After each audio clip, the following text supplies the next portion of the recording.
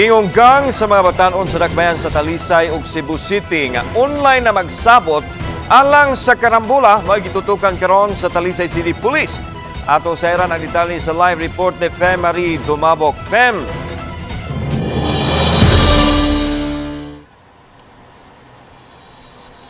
Yes la, nakadawat nini og impormasyon ang Talisay City Police ug ilan ang gipang subay karon ang mga pangalan sa mga leader sa gingong grupo sa mga gang nga online makigsabot kun asa magkita ug kun asa himuon ang karambula.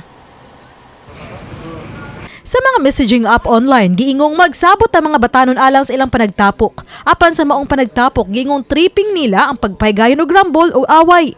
Mato di Police Lieutenant Colonel Randy Caballes nga sa maong messaging app, adunay 5 ka mga gang nga naglambigit niini nga sagad nag-edad pa lang og 12 anyos ngadto sa 15 anyos.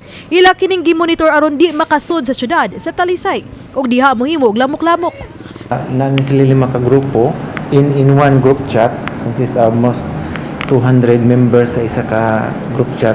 Sa kanang group chat na din na ang 5 ka grupo.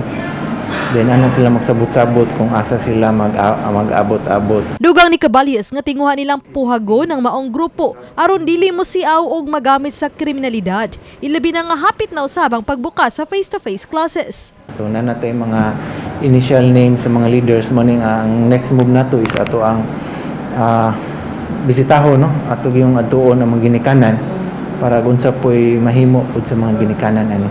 Ang giawhag sa mga ginikanan nga unta ma-monitor ilang mga bata unsa ni mga activities o gabi na di na gyud na nila unta pagawson.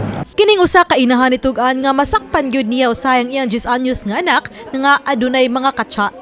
Night time nga mogamit siya sa ako sa nang tan-awon ug kinsa night time nga murag nasto siya ka-chat pero Manila to. Akong gin ko ana pag-chat sa ako ang anak ha kay bata pa ni. Mora. Ako ra pagatanawon iyang Facebook. Si Poblasyon Kapitan Edward Delis na nitugan nga adunay gud sila mamatikdang tapok sa mga batanon ilabi na sa ilang plaza nga ila usab gimonitor og gipang badlong. Ang God focal sa mong barangay lakip usab sa mamuyag og daling manawag sa kapulisan kun gikinahanglan. Usas reklamo diha nga manimaho bang marijuana ba? O maghit-hit din na sila diha. Nga nadakpan gyud.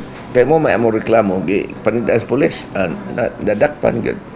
Mo na usas gi-monitor sa Peace and Order Council nato diri. Kay sa among meeting sa Peace and Order usa na sa among gisod kana mga gang sa mga batanon. Naay magrangbol gyud. Mga batanon ibaw na ka basta makainom na anak man ang mga gara-gara. Unak sa gara. Usa to ang pala ni ma'am, murag badlong lang dito Magbulito man ang mga pulis ma'am, basta mga tanod. Sa pakisusi sa kapulisan na naa sa 300 ngadto sa 400 ang mga minor di edad nga naglangkob sa gingong 5 ka mga gang.